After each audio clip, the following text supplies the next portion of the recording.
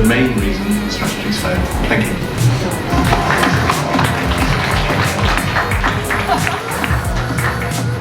Thank you so much. Hello, Benchmark. It's great to be here. So yes, I'm going to be talking about the buy-in cycle, the main reason strategies fail. I hope you had a good day so far. Well, I just wanted to remind you that it is 53 days until Christmas. Now, it's November, so I'm officially allowed to talk about it. But also what this means for business, that it's usually a very busy time, and it's usually also the time when you would revise your strategy and put in your budgets for next year, and just do those work that actually is really going to influence how easy it is next year to get things implemented.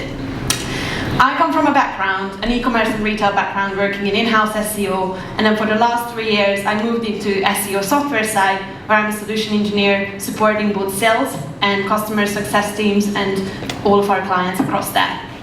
So what I can tell you is that this period of time, as busy as it is incredibly important when you plan that strategy to get the buy-in you need, because it's just going to make your life a lot easier for next year. So, because it's the last session as well, I brought you a story today, but not just any kind of story, but I brought you a story of a very grumpy SEO who was working on their strategy for next year, and they were kind of failing last year, so it was a very, very annoying process. But thankfully, they were visited by 3 ghosts. So, I'm going to tell you the story of a commitment carol, where an SEO is going to learn the importance of commitment in order to get buy-in for their strategy. So let's start at the beginning, and let's see where our SEO is at the moment. Because, as I mentioned, they're a bit grumpy and they're not feeling great because they are stuck in a place called the buy-in cycle. It's a very sort of dark and cold place, and it's a place where it feels like things are moving forward, but actually you're just chasing your own tail. So let me give you a bit more insight into what this is. Because this cycle has 3 key components. Starting with fake buy-in, which is buy-in that actually happens, but without real commitment. So think about the example Roxana mentioned with LCP. You put your SEO ticket on the roadmap and they say, yeah, we'll do it. Then what happens? The ticket gets dropped or deprioritized, completely forgotten, as there is no true accountability on an execution level from your team. What this means is that you're going to end up with a lack of proof or evidence that you could use next time you're trying to get buy-in. So essentially what happens here is that you're stuck in this cycle where your tickets are always in the next sprint. Or another example, let's say you're trying to get headcount because you have a huge amount of workload and you really need to distribute it in order for someone to take care of the content team and make sure that you're driving performance. But if you get that buy-in without commitment, they might give you a limited amount of budget that doesn't get you the skills you need. And you're going to say, well, I should really give an opportunity for an intern, which is a great thing to do. But now you're ending up with a lot more work because you have to train someone, which means that you actually need even more reason to get resource, but you're struggling to prove how this is driving results. So you're actually just ending up in this buy-in cycle again. It's exhausting, isn't it? But thankfully, we're about to be visited by our 3 ghosts. So they will give us some good practices in terms of how we can change this. Because what this buy-in cycle actually means is that there are a number of bad practices that then actually form a really bad habit. And that's why it's really difficult to change and to leave it. So the 3 ghosts will give us 3 key areas of learning in order to make sure that we can actually change this buy-in cycle. We've got our first ghost, the ghost of clear rejection. They want to shed some light on the fact that you're getting fake buy-in and help you learn how to spot this. So it's not just about understanding how you spot it and how to avoid it, but first of all, how to not actively lead ourselves into it. Because oftentimes, we focus so much on getting commitment, just getting a yes, that we completely forget about commitment. And we think we can prompt a commitment and we can prompt a yes by giving no other real options. So a good example of this is when we ask questions like, do you want to increase your organic traffic? Do you want your content to rank and convert better? As I'm saying this, you probably recall some of the unsolicited LinkedIn DMs that you got from people, and we all really hate these questions. They get really annoying, right? But unfortunately, it's something that we do as part of our human nature. We like when people agree with us. We like when people say yes. So even if we can't stop completely asking these questions, at least we should be skeptical of how we are getting to a yes. And that's because getting a yes without commitment is actually so much worse than a no. Why? Because it's not actionable. And this is why we want to apply critical thinking by asking better questions and understanding the process. Some of the things that we just heard literally now, understanding who are the crucial stakeholders, decision makers, who are the blockers in terms of our strategy that we are going to propose. What are their goals and how will they be impacted? And that's because we want to start planning this out now, because it's our responsibility to decide who needs to be involved, but also when they need to be involved. There is nothing worse than when you have a fully fledged out project where you got buy-in from leadership to go ahead with, let's say, a digital hub for a campaign, and then IT comes in and says, yeah, no, you didn't talk to us about it. You just wasted so much time on something that you could have saved either time on or just get commitment from IT in the first place. So you really need to make sure that you're open to listen to the concerns and objections and handle them early on. And the worst thing is here is that we actually decide to ignore these, then the worst part is not that we would get rejected. The worst part is if we get to that fake buy-in, because that's the one that we're not able to leave. So we need to start welcoming hearing the word no, and just remembering that rejection at any point is an opportunity to develop a better solution. And the better solution doesn't mean that you need to ditch your original idea or anything. It just means that we need to revise and rework parts of our solution to make sure that it works for our business. Now, that's our first ghost, and we are on to our second one, the ghost of healthy conflict. So when they arrived, they asked us questions. Do we think there is such thing as a one-person team? And I wonder, and I just like a show of hands, if you ever throughout your career or at the moment worked as an individual SEO who was responsible for all of the strategy and everything that in terms of the SEO channel. And if you're a freelancer, then you can probably also put your hand up. But yeah, we've got a fair few of hands, and thankfully it's somewhat changing. But the reason why I'm saying this, because SEO is obviously a huge responsibility. We have to go to go-no-go meetings in terms of site migrations, but we also have to think about content. We have to comment on everything that Google says and all the algorithm updates, which seem to be daily now, as we said. So we need to remember that individual decision-making is not only a huge responsibility, but it can often actually lead to worse results. So there is a study that I brought today which talks about how teams make better decisions compared to individuals, on average 66% of the time. Even if you have an all-male team, boo, like in today's world, please don't, but even then, your chances are still slightly higher to make a better decision compared to just an individual decision maker.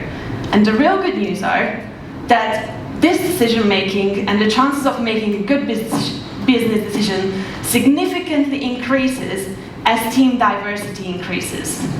And this is a study from Forbes from 2017, a 2-year study done using 600 business decisions across 200 different teams from a wide variety of companies.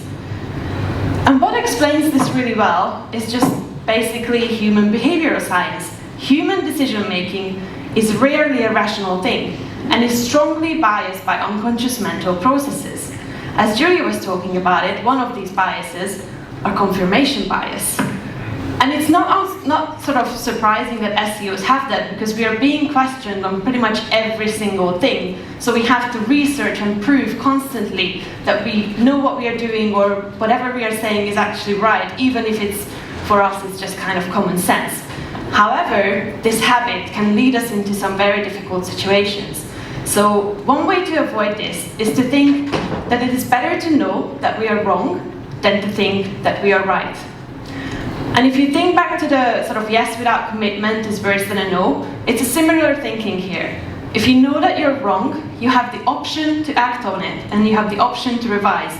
whether if you just think that you're right, then you will sort of just not really just stuck in a cycle and stay in the same decision that you've decided that you're going to do. The reason why I'm emphasizing on this, because we need to remember that seeking out a second opinion, especially from someone whose experiences and views are different to ours, is a real strength. So make sure that you involve other teams at the early stages of your planning. Your strategy needs cross-functional team collaboration to succeed. There are not many things in SEO that you can do fully on your own, and you don't need anyone from your teams to collaborate. And if you want that collaboration, you want to make sure you get people involved early on. But our grumpy SEO still asks this question, well, what if other teams just aren't interested to engage? I mean, this is a busy time. Let's say you're trying to put that strategy together. Other teams are doing exactly the same thing, and they're just not interested to talk to you. Well, that's because you need to build trust and understanding first in order to increase engagement. We've heard some great tips on how we build relationships just now as well. And the other important part is really that understanding. In order for people to engage, they want to feel safe and comfortable with what you're talking about. So if they don't understand, if we go back to the developer language, if what you're telling them, LCP, they don't understand it, then you need to make sure that you're using the right language so they are comfortable to engage with you. You also need to make sure that your audience understands the why before the what. You can't just propose your ideas and expect them to care. You need to make sure that you're sort of getting their interest up and making sure that they actually care about what you're saying. So it's important to remember that while we are persuaded by reason, we are moved by emotion. We are human beings, and I think we tend to forget that in a business environment because we tend to show all of our brilliant data, which sometimes isn't as brilliant as we heard it today. It can be very biased, it can be very difficult, but also data doesn't convince people. Data doesn't create these emotional connections with things. Stories do. So that's why we need to make sure that we create a good story to support our case. And to go back to this for a second as well, I wanted to mention another thing about emotions, because there are two things that drive engagement in terms of emotions at work. One of them, as I said, is the one where sort of someone's feeling safe and comfortable with your suggestions, so they actually come to you and they engage with you. And the other thing is when you push something live without asking. And then your UX team is coming and they're raging because you shouldn't have done that. And that's not the type of engagement we are looking for. Just let's make sure we remember that. So back to stories. The reason why we want to create stories is because stories have the power to increase understanding and build engagement with very complex issues. They're literally perfect for SEOs. They can be anecdotes, metaphors, analogies, really whatever works for you and the business. So let's say you want to teach the business and want to make sure that they care about EAT. And you shouldn't really start with showing Google guidelines and talking about what Google is saying, why expertise and authority and trust is important. They're not gonna care. What if you use an actual experience of a customer? Talk to them about who that customer is and that they are desperately looking for some information that is actually available on your website. However, when they go to Google, they're finding your competitor. Is that what we want? Probably not. That's where we want to bring, that's where we have the privilege to start talking about EAT to them and talk about why we want to care about EAT first before anything else. Now our last ghost, the ghost of maturity.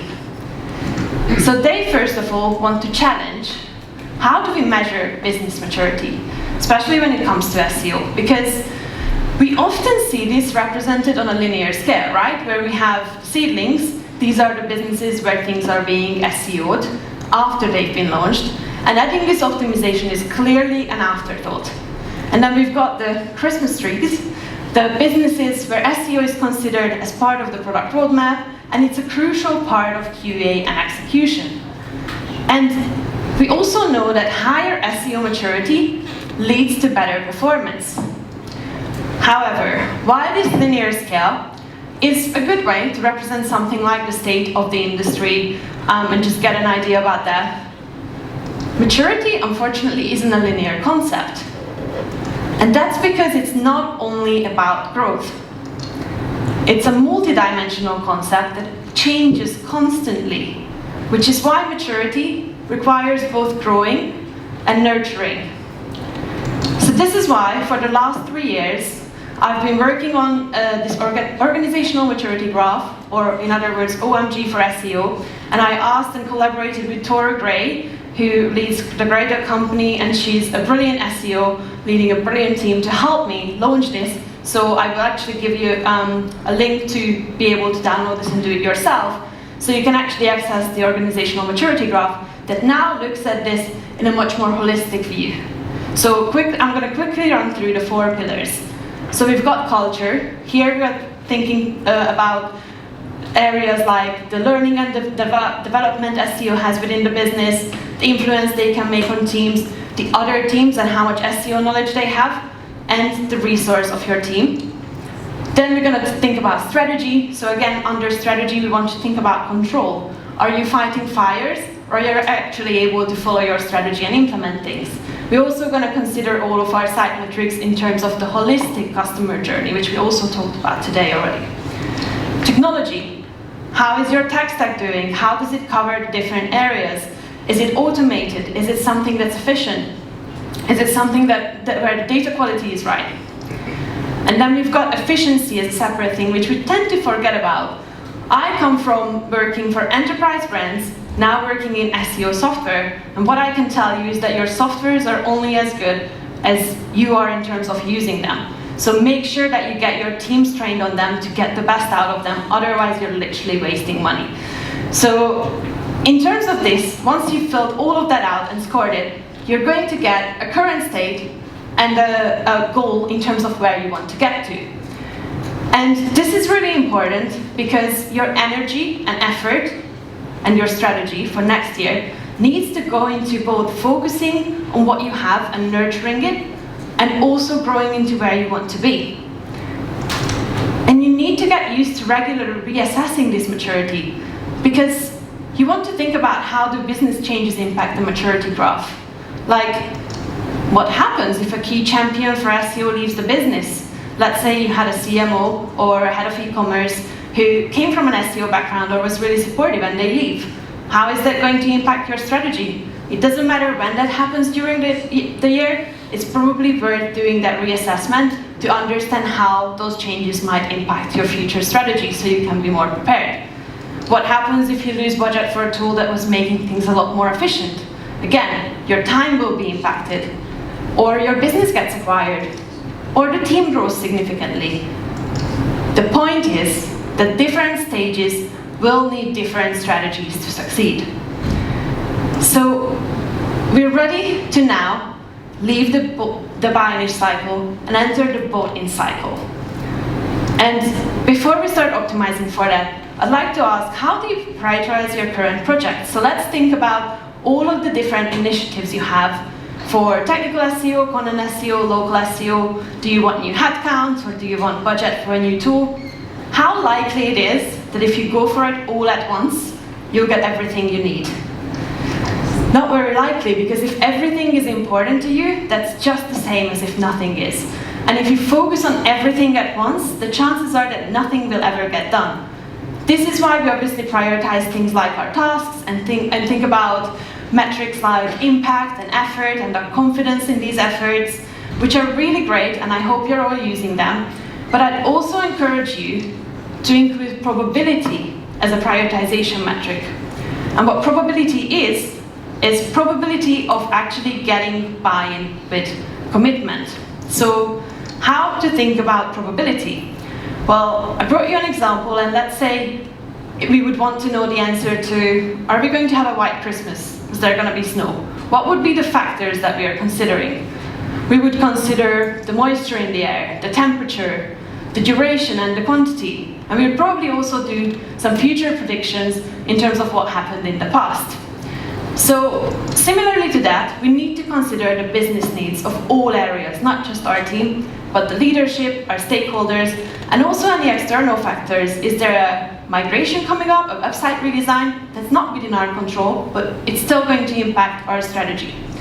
So this is just a quick sort of buy-in probability prioritization framework, answering with yes or no questions in terms of how likely something is to get commitment. And you start with your own priorities and then sort of go through, can I get commitment? Or something might not be a huge priority for SEO, but maybe there is a valid business reason for it. Can we actually achieve some SEO results? Is it worth adding it to our roadmap? Because what you want to make sure is that you're only prioritizing the high probability items for your short-term strategy. We need to learn to let go of the time wasters. That's how we're going to exit that buy-in cycle. So it's time to take our grumpy hat off and put on our celebration hat. Because the bought-in cycle will help us get real buy-in with commitment. That will mean results that are meeting expectations, which mean we will have the success stories that we want to present in order to continue to get buy-in. Make sure to optimize your strategy for commitment. The end. Thank you.